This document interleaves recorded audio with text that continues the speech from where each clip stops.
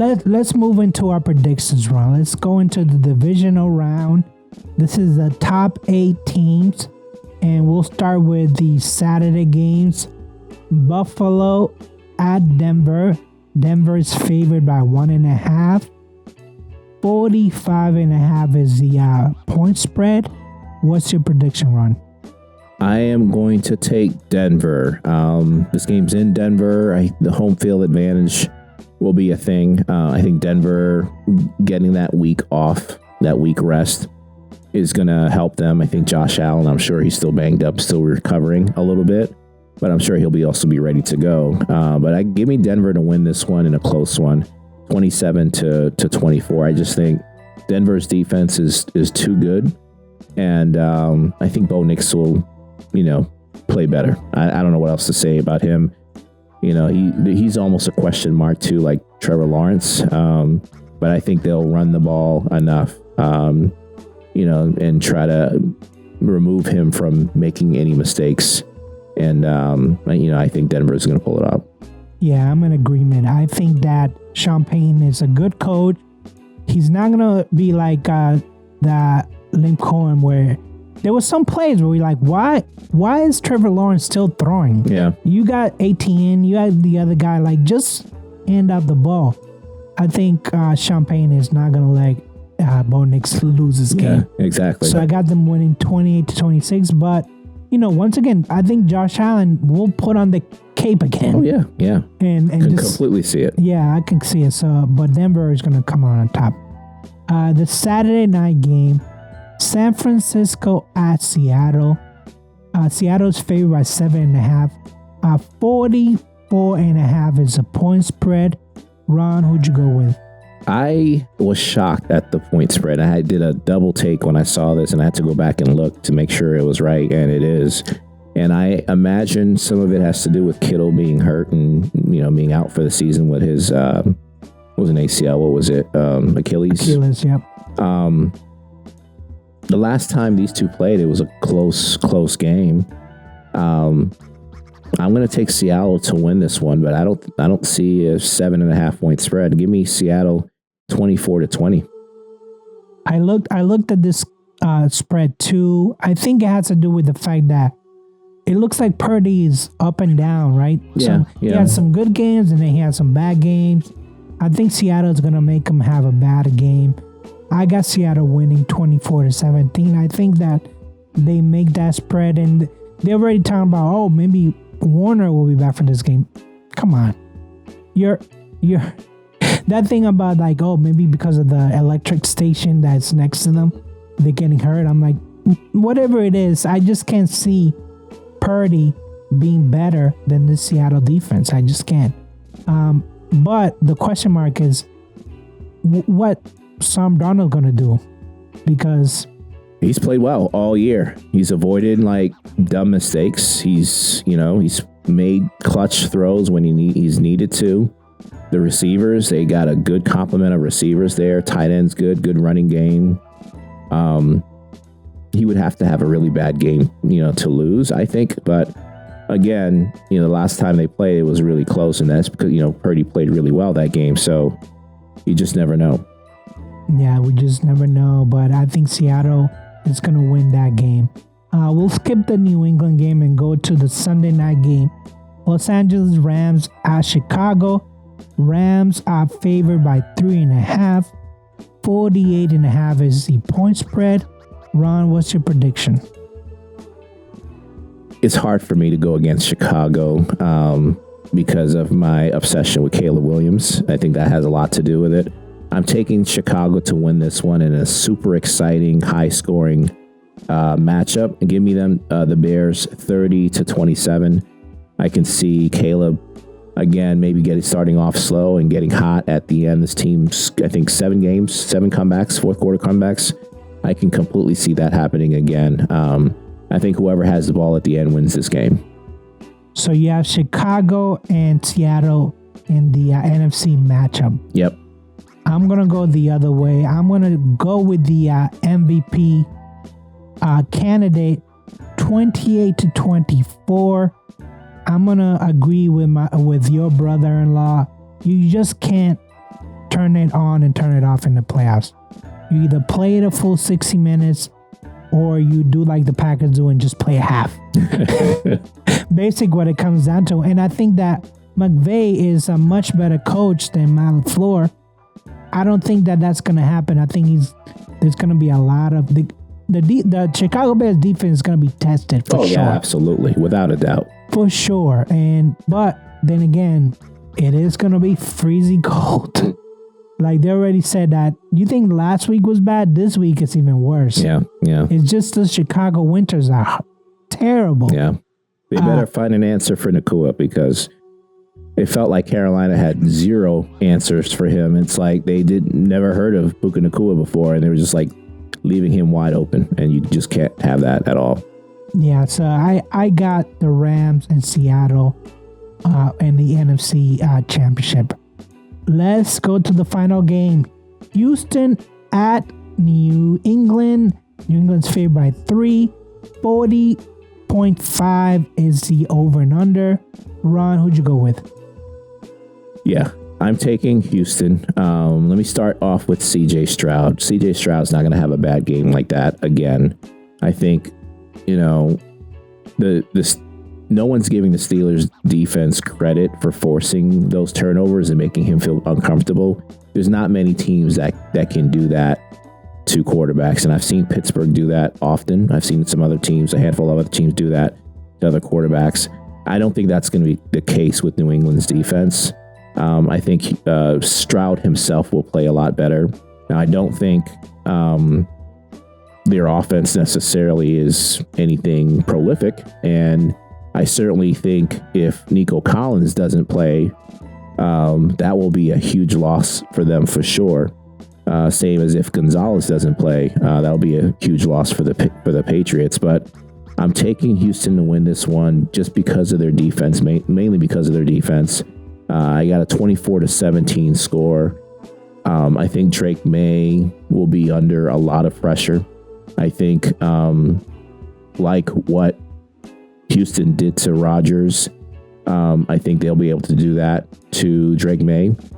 And I don't think May is going to be able to come out and say, you know what, I can't throw. Let me just run for 50 yards like I did last week. That's not going to happen against the Texans. So give me Houston to win 24-17. Okay, Houston is in a 10-game winning streak, right? But I'm going to read to you the teams that they beat. Here we go. Here you go. Okay, you ready? You ready? Yep. The Colts, the Chargers, the Raiders, the Cardinals, the Chiefs, the Colts again. The Bills have a good QB. The Titans, the Jaguars, and they lost against the Broncos. I don't know if you can compare, except for Josh Allen, any of these QBs to Drake May. And some tidbit that you didn't know, they are the worst team against running quarterbacks in the league. Yes, their defense is stout. The left side of the Patriots O-line is not good, to be honest with you. But I think that we have enough. I think this is going to be a defensive battle, but Drake May is going to put points on the board for the Patriots. So, having said that, I got them winning because I don't trust Stroud at all. I think that he's going to continue. He hasn't had a good year overall. All of a sudden, on the road, he's going to be great. There's a difference between not having a good year and having a bad year. He didn't have a bad year. He's had an average. Well, there was a couple of games he missed because he got injured. Yeah, but David Mills had to start. I wouldn't say he had a bad year in terms of his performance, though. Well, let's look at his numbers because I feel like he did not perform well this year. So I'm looking at his stats for team leads, right? All right. So let's pull that up.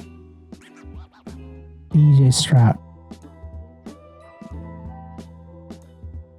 So he had 3,000 yards, 19 touchdowns, 8 picks, and he had a 62 QBR.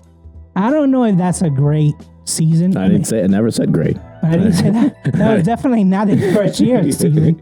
Yeah, I didn't. No, absolutely not. It was an average. Yes, that's what I'm saying. Average. Yeah. But that's not what he's expected himself. That's not how we expected it. and he did terrible against Pittsburgh. I don't have confidence that he's gonna all of a sudden be a superhero. Oh yeah, I don't think he needs to be though. That's the thing I'm trying to say. If he can just be average, I think they'll win because I think their defense will provide them with opportunities, to score. So as long as he doesn't make mistakes, which I don't think he will, I think they have a very good chance of winning. Well, I got New England winning 21-17. And Gonzalez was at practice today. Probably means he's going to be cleared to go. Can't say the same about Nico Williams. Nico Collins. So I got New England winning this game. And I got them facing Denver in Denver for the championship. Yeah. It's funny. You talked about... I just want to say, you talk about who Houston played, the quarterbacks that they... Can you run down the list of who the Patriots played for me real quick? Yeah, let's do it. Because we can run down the list. Exciting defensive units, and we can run this down, but that doesn't mean that the Patriots play this season. Drake May didn't have a MVP style year. So let's read. Did he have an MVP style performance against the Steelers in Week 3? Oh, that's how you're hanging your hat on? I'm not I'm just because they were 14 of 15. How many good the rest defenses of the race. They only lost one game. How many great defenses has he faced? That's all I'm saying. Okay, let's talk about defenses. So they only lost one game to the Bills. That's not a great defense. Dolphins. Definitely not a great defense. Jets. Definitely not a great Ravens. defense. Definitely not a great defense. Oh, wow. You know the Ravens are not a good defense. Giants. Come on, man. Bengals. Come on. Okay. Jets again. The Bucks. No. No? Why do you think Falcons? Bowles fired his both his coaches, coordinators? Todd Bowles still there.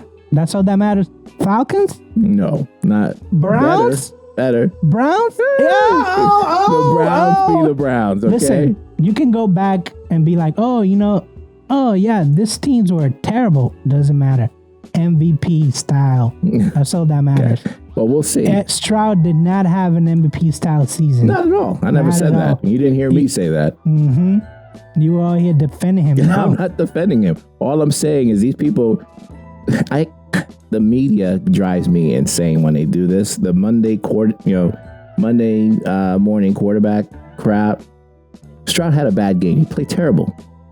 Leave it at that. Don't say he's a bad quarterback and he always plays like this or anything. No. I'm not saying that that's what you're saying. I'm saying that's what the media is putting out there. Stroud is going to ruin their playoff chances and all this stuff. Give it a rest. He played a good defense. Give the Steelers some credit, a little bit of credit for forcing those turnovers and realize hey, sometimes people have bad games. He's not going to most likely not going to repeat that bad of a point. I'm not saying he's going to go out there and throw for 300 yards against the Patriots. That's not what I'm saying at all. I'm just saying he's not going to have 5 turnovers. That's all I'm saying. When I think about those those big networks, NFL Network, ESPN, Fox, whatever, those people, I feel like half the time they have somebody in the ear going, you're going to have to disagree with this point. And you can even see on the faces, they're like, oh man, I mean, this guy is a good player. You want me to go against that? Yeah. Because I feel like some of the points, some of the counterpoints, they're not points at all. Yeah. They're just being like, oh, he wore his hair different, so therefore he's not a good QB. Yeah. No, this guy is a good QB.